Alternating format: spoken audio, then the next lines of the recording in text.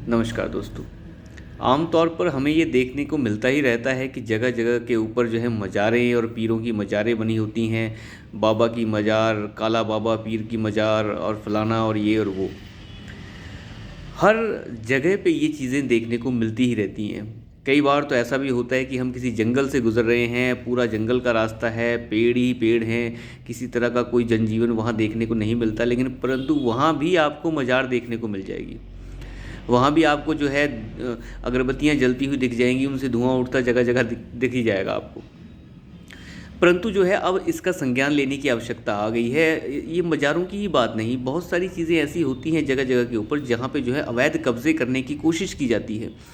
One विभाग की ज़मीन हो, चाहे रेलवे की ज़मीन हो, चाहे रक्षा मंत्रालय की ज़मीन हो, जगह जगह के ऊपर जो है वो कब्जे करने की कोशिश जो है निरंतर जो है कुछ जो जिहादी तत्व हैं वो करते ही रहते हैं।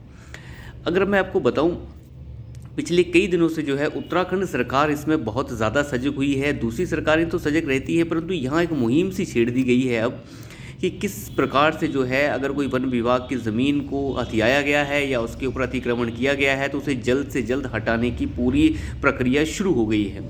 उत्तराखंड में जो यहाँ के मुख्यमंत्री धामी साहब हैं, वो पिछले लगभग 3 महीने से इतने सक्रिय हैं कि वो इन मामलों को बिल्कुल भी अब ढीला नहीं छोड़ना चाहते हैं।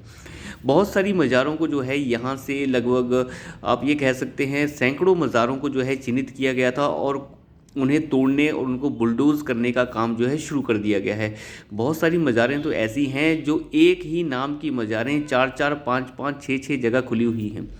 ऐसा लगता है जैसे मज़ारों की जो है वो फ्रेंचाइजी बिक रही हो।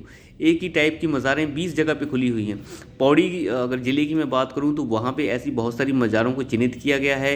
अगर जनपद देहरादून में ऐसी बहुत सारी मज़ारों को जो है चिन्हित किया गया है और इन्हें तोड़ने का काम भी शुरू कर दिया गया है। बहुत सारी मज़ारों को तोड़ भी दिया गया है। पुष्कर सिंह धामी ने जो यहाँ के मुख्यमंत्री हैं, उन्होंने ये भी बिल्कुल विशेष तौर से कहा है कि जिस तरीके का जो है ये अतिक्रमण जो है जिहाद की तरह जो चल रहा है, ये रोकना बहुत ज़रूरी हो गया है। इस तरह की बातों को बिल्कुल भी बर्दाश्त नहीं किया जाएगा और अगर इस तरीके के अतिक्रमण कहीं हो रहे हैं तो उन्हें बिल्कुल भी नहीं बख्शा जाएगा। ऐसे लोग जो अतिक्रमण जो है कर रहे हैं और उसे जो है धर्म का जो है अमली जामा पहना देते हैं और लगता है कि फिर जो है एक कमाई का साधन उसे बना लेते हैं। उन्हें लगता है कि इस तरीके से जो है उन्हें प्रोटेक्शन मिल जाएगी और किसी तरह का कोई धर्म की वजह से जो है कोई इनको तोड़ेगा भी नहीं। परंतु सरकार ने अब बिल्कुल साफ कर दिया है कि इस तरह का जो जिहादी मानसिकता का जो एक अमली जामा पहनाकर मज़ारों को बनाया जा रहा है, ये बिल्कुल नहीं चलेगा। रोड के बिल्कुल बगल में ही मज़ार बन जाती है, जहाँ कोई लेना देना नहीं किसी चीज़ का, वहाँ भी मज़ार बनी हुई है। मैं कह दूँ आपको, जनपद देहरादून में तो जगह जगह मज़ारें हैं, जहाँ चले जाएँ वहीं मज़ार मिल जाती है। एक ही नाम से 3-3, 4-4 मज़ारें बनी हुई हैं। मुझे बताइए, एक आदमी को एक ही जगह दफनाया गया था या 20 जगह दफना दिया गया?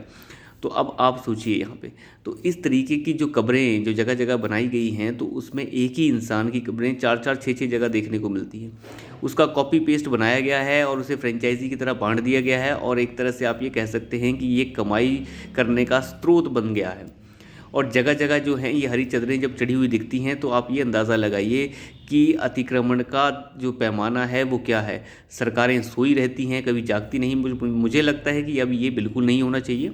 सरकारों को बिल्कुल सजग तौर पे काम करना चाहिए और इस तरीके की जो हरकतें हो रही हैं जगह जगह पे, इन्हें पूरी तरह से हटा देना चाहिए, भले ही इसमें कोई मंदिर क्यों ना शामिल हो। अतिक्रमण जो है एक सबसे बड़ी गंदी बीमारी है। अभी आपने हल्द्वानी का केस पहले सुना ही होगा, वो सुप्रीम कोर्ट तक पहुंच गया था वो केस, जिसमें पूरी की पूरी बस्ती जो है वो अतिक्रमण करके बैठी हुई है रेलवे की ज़मीन के ऊपर। अब सुप्रीम कोर्ट ने कहा है कि उन्हें विस्थापित करने की कोई सिस्टम देखिए, उनके लिए कोई जगह देखिए। मैं मानता हूँ उन लोगों से तो पूरी की पूरी वसूली कर लेनी चाहिए। इतने दिनों तक जो उन्होंने ज़मीनों के ऊपर जो कब्ज़ा किया है, उस तक का किराया तक उनसे वसूल लेना चाहिए। देखिए, झूठ झूठ होता है और सच सच। अगर सच को जो है वो जानबूझ के झूठ का जो है पूरा का पूरा झूठ बनाने की कोशिश की जाएगी तो वो झूठ बन नहीं जाता, सच सच ही रहता है। तो मुझे लगता है इस तरीके से काफ़ी सख्ती बरतनी चाहिए ताकि ये मामले ज़्यादा लंबे ना खिंचें और उसी समय इन्हें तोड़ के ख़त्म कर दिया जाए। क्योंकि अगर मामला लंबा खिंच जाता है तो फिर ये मामला जो है बहुत दूर तक चला जाता है।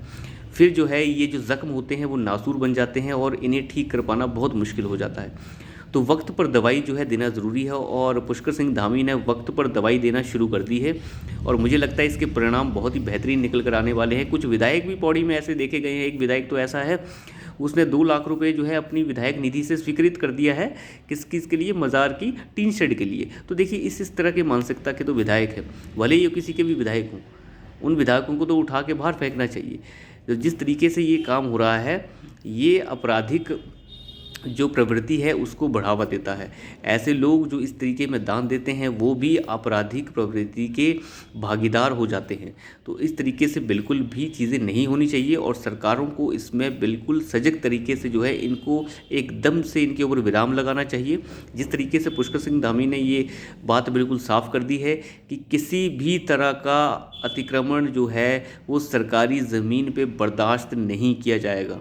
ये बिल्कुल साफ और साफ़ सुथरा संदेश है। बाकी दूसरे राज्य भी इसको कर ही रहे होंगे, परंतु यहाँ पे जो मुहिम है ये पूरी स्पीड के साथ चल रही है दोस्तों। उसमें कोई ब्रेक नहीं है। टीम्स जाती हैं, चिन्हित करती हैं जगह को, चाहे मज़ार है वो किसी तरह की कोई और कब्र है, उसे उसी समय जो है क्षतिग्रस्त कर दिया जाता है और नामो निशान वहाँ से मिटा दिया जाता है। अगर कोई लोग बीच में आ रहे हैं तो उन्हें जो है पुलिस बल जो है हटा देता है।